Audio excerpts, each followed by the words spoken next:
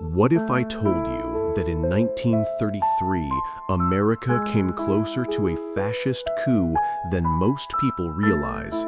Not in Europe, not in some faraway dictatorship, but here in the United States. The Great Depression had shattered faith in democracy. Banks were collapsing, unemployment soared, and hunger lines stretched across the nation. President Franklin D. Roosevelt, newly elected, promised sweeping reforms, the New Deal, to save the American people. But not everyone wanted saving.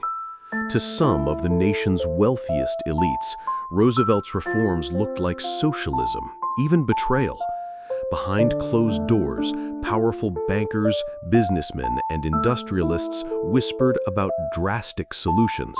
And out of those whispers, a shocking plan emerged, a secret conspiracy to overthrow Roosevelt and replace American democracy with an authoritarian regime modeled after Mussolini's Italy or Hitler's Germany. This wasn't fiction. It wasn't paranoia. It was called the business plot. And if not for one man, a Marine Corps general named Smedley Butler, it might have succeeded. This is the story of the coup that almost changed American history forever.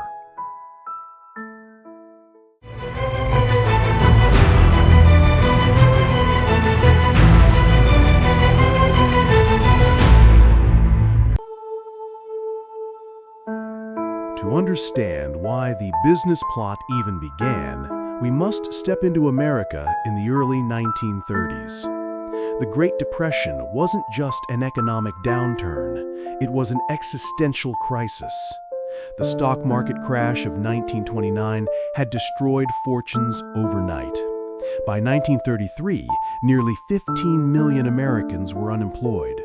Banks failed by the thousands. Farmers lost their land. Veterans who had fought in the Great War marched on Washington demanding help, only to be driven away with tear gas and bayonets. The United States was a nation on edge. Around the world, democracies were crumbling. In Italy, Benito Mussolini's fascists promised order through strength. In Germany, Adolf Hitler was rising, feeding on desperation. To some, dictatorship looked like efficiency. Within America's halls of power, a growing fear spread that Roosevelt's sweeping reforms would dismantle the financial elite's control. If the president was allowed to carry out his New Deal, Wall Street would lose its grip on Washington. And so, certain businessmen began to imagine a radical alternative. But to pull it off, they needed a figurehead, someone with military prestige, a man the people would follow. That man, they believed, was Major General Smedley Butler.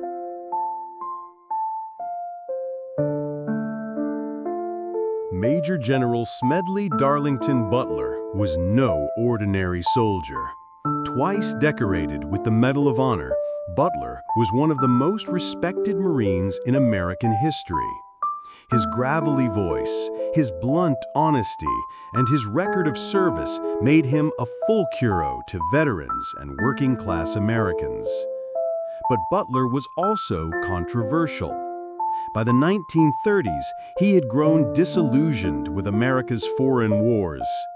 In fiery speeches, he declared that he had been nothing more than a racketeer for capitalism, sent to fight and kill not for freedom, but for business interests. His candor won him enemies among the elite, but loyalty among ordinary people. To the conspirators, Butler seemed perfect. If a military coup were to succeed, they needed someone the public trusted. A man who could rally the armed forces without appearing like a tyrant.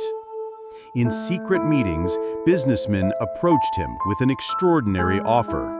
They wanted him to lead an army of veterans, 500,000 strong, in a march on Washington. With Roosevelt removed, they would install a new regime, with Butler as its military leader. But the conspirators had underestimated their man. Butler listened carefully, and then, instead of joining them, he began to gather evidence.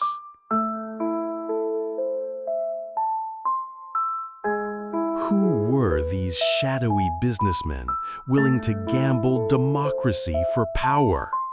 The names, even today, remain controversial. Butler testified that leading financiers, bankers, and corporate magnates were involved, men tied to some of America's largest companies. Although direct proof was elusive, whispers suggested links to figures associated with J.P. Morgan banking interests, DuPont Industries, and other Wall Street giants. These were men who had profited in times of crisis and feared Roosevelt's reforms would end their dominance. According to Butler, they spoke openly of fascism. Mussolini's efficiency impressed them. Hitler's rapid rise looked like a model of discipline. They believed America's democracy was too weak, too slow, too messy to handle crisis. The coup was not a fantasy. Butler revealed that money had already been promised, weapons secured, and veterans organizations infiltrated. The March on Washington was meant to look patriotic, but its true aim was dictatorship. And Butler wasn't done listening. He prepared his next move: betrayal.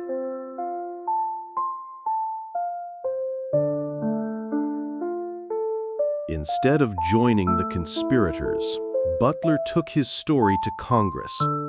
In 1934, he testified before the McCormick-Dickstein Committee, the forerunner to today's House Un-American Activities Committee. His testimony was explosive. He described in detail the meetings, the promises, the plan to install a fascist-style government in the United States. The press was stunned. Headlines shouted of a plot to seize the government.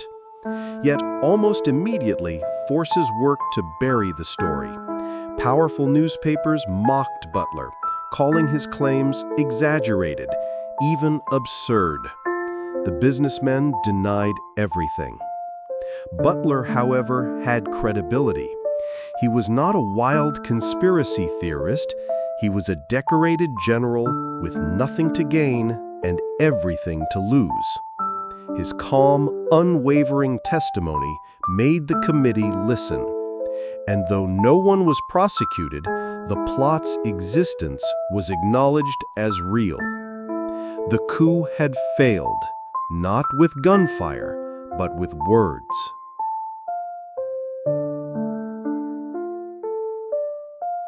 If the business plot was real, why don't most Americans know about it? The answer lies in power.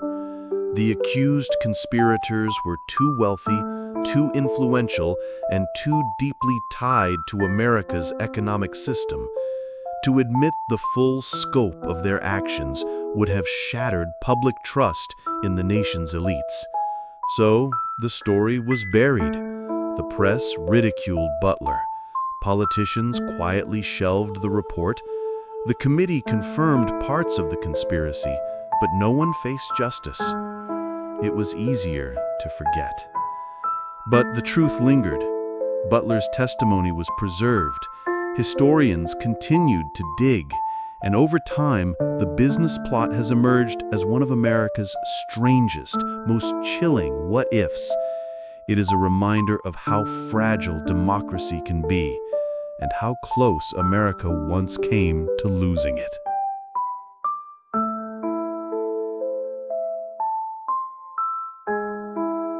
The business plot remains one of America's great hidden scandals.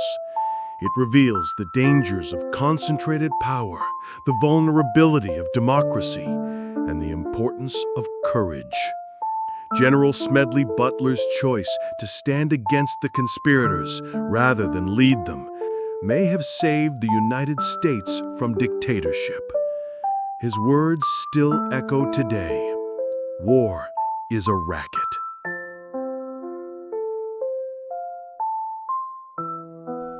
History is full of stories like this, strange, powerful, and forgotten.